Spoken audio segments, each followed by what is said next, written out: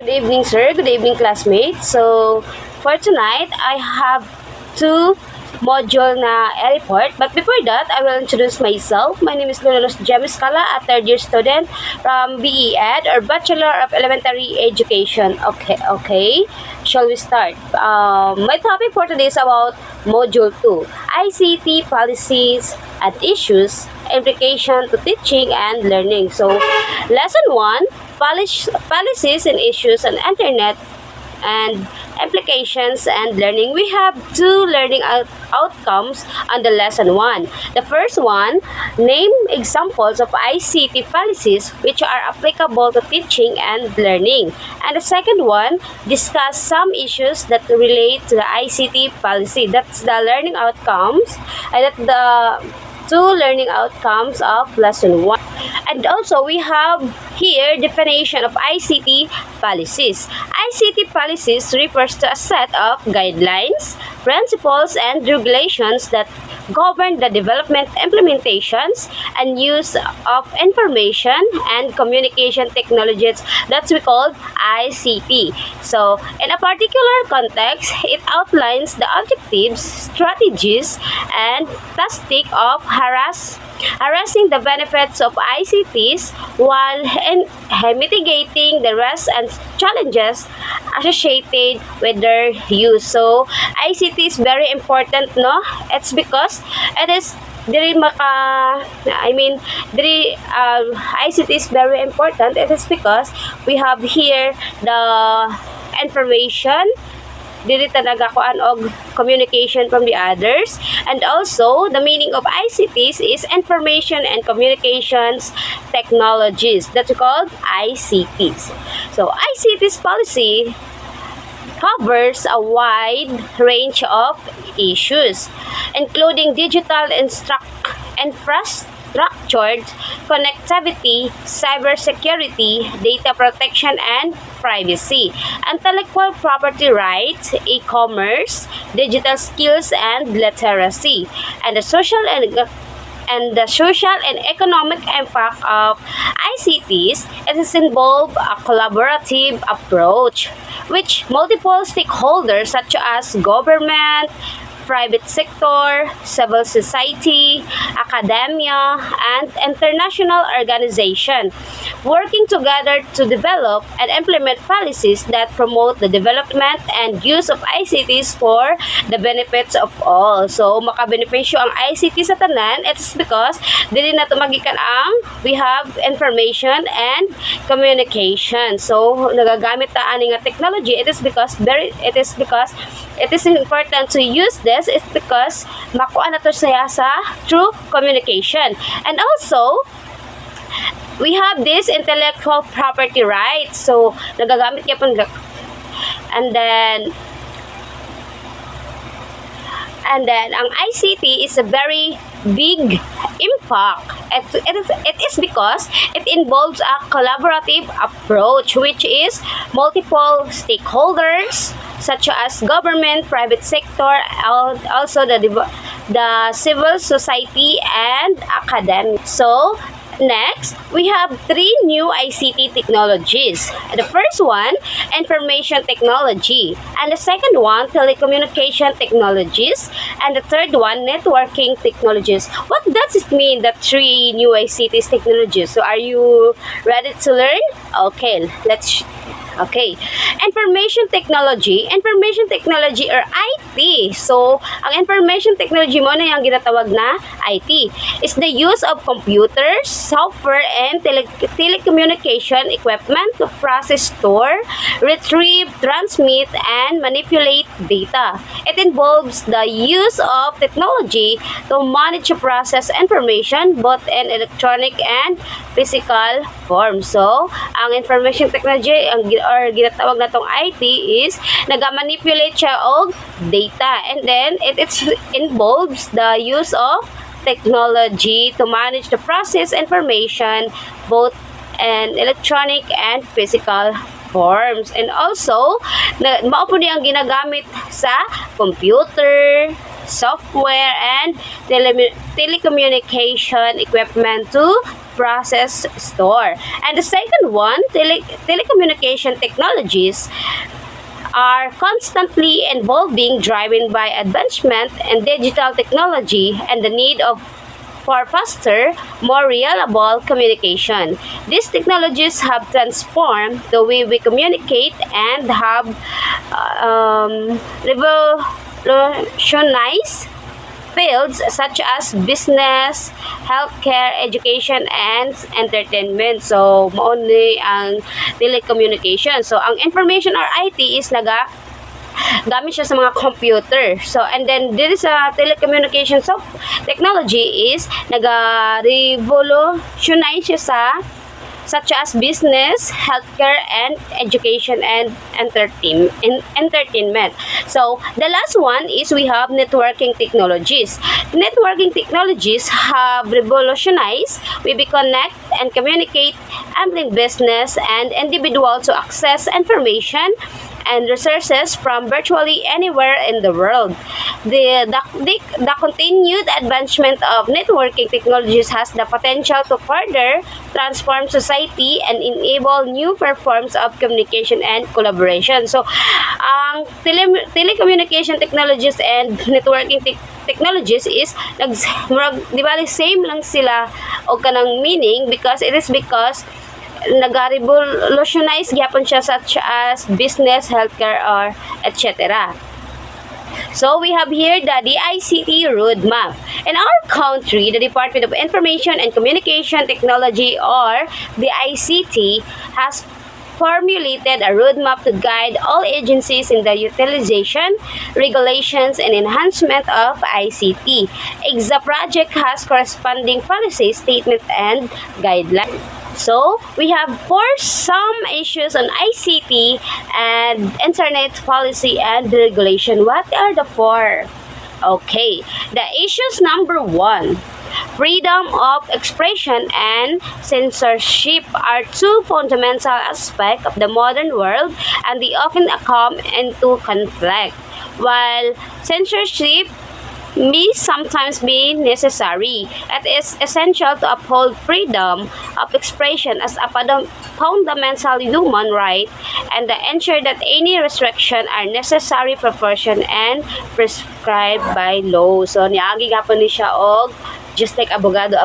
So, and the second issue is privacy and security. Privacy and security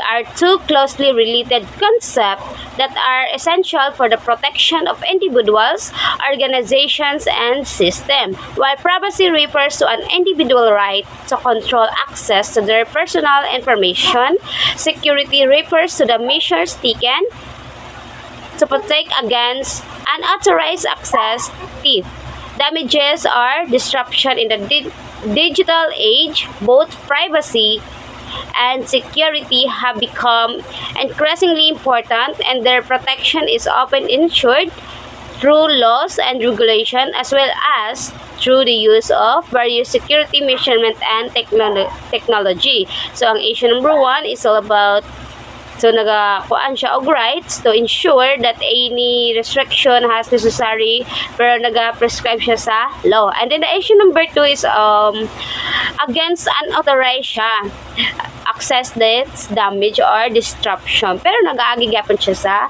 law. And the issue number 3 is surveillance and data retention are two practices that are often used by governments and other organizations for various purposes. While they can be useful for maintaining public safety and security, they can also raise concerns about policy and civil liberties. Therefore, it is essential to ensure that any use of surveillance and data retention is necessary, proportionate, and subject to appropriate legal and regulatory safeguards. And the issues number 4 is all about effluents from a waste. Refers to discarded electronic devices such as computers, smartphones, televisions, and electronic equipment.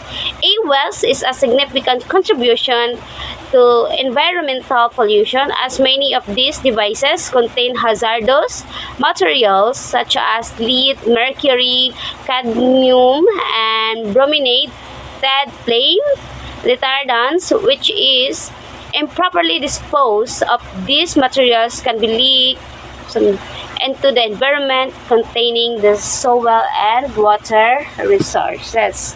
That are the four issues on ICTs and Internet policy and regulation. And also we have implication to teaching and learning. So for the teachers and teaching guide, the teachers on what they should teach that is related to the ICT and how to teach. Technology will never replace any human teacher.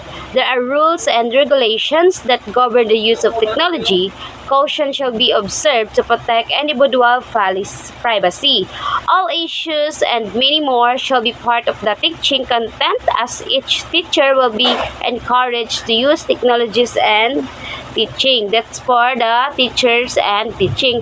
For the learners and teaching is the learners of the 21st century are even more advanced than some of the teachers. However, learners still need guidance on how to appropriately the different types of technologies. Learners shall be take advantage of the potential of learning support they can derive, such as development of higher order thinking skills and development our learning communities through collaborations and enhancement of skills to manage the vast resources as 21st century learners. So, lesson 2 is all about safety issues and the use of ICTs, including safety rules.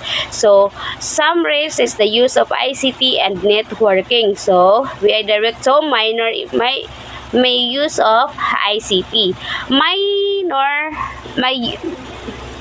use of information and communication technology or ICT refers to instances where individuals use technology in ways that violate ethical, legal, or social norms, but the consequences are not severe or harmful. Here are some examples. So we have 6 examples of consequences are not severe or harmful. The first one is using company internet and computer resources for personal use. This includes activities like browsing social media, online shopping, or playing games during work hours. And the second one, copying and sharing and copyrighted materials. This includes downloading music, movies, or software without proper licensing information and sharing them with others. And the third one, sending inappropriate emails or message. This includes sending offensive or derogatory emails or message to colleagues, friends, or acquaintances. And the fourth one, cyberloafing. This involves spending time on non-work related activities online during work hours, like browsing news websites, blogs, or online forums. And the last one, password sharing. Sharing password to access computer system, email, or social media accounts is a common form of minor uses of ICT. E-safety. What is e-safety? E-safety encompasses a broad range of issues, including cyberbullying, identity theft, online fraud, growing exposure to inappropriate content, to the use of social media. E-safety measures include using secure passwords, keeping software up to date, being cautious when sharing personal information online, and avoiding clicking or suspicious links or downloading unknown files. That is e-safety. We have 3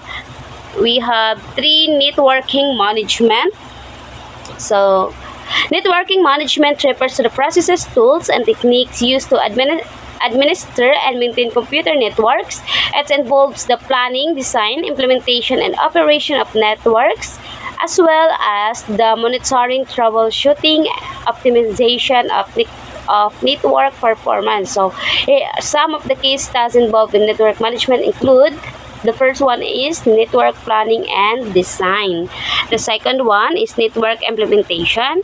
And the third one is network monitoring and maintenance. So, network planning design, this includes determine networks requirements, selecting appropriate hardware and software, designing the network topology, including network protocols, IP addressing, and submitting.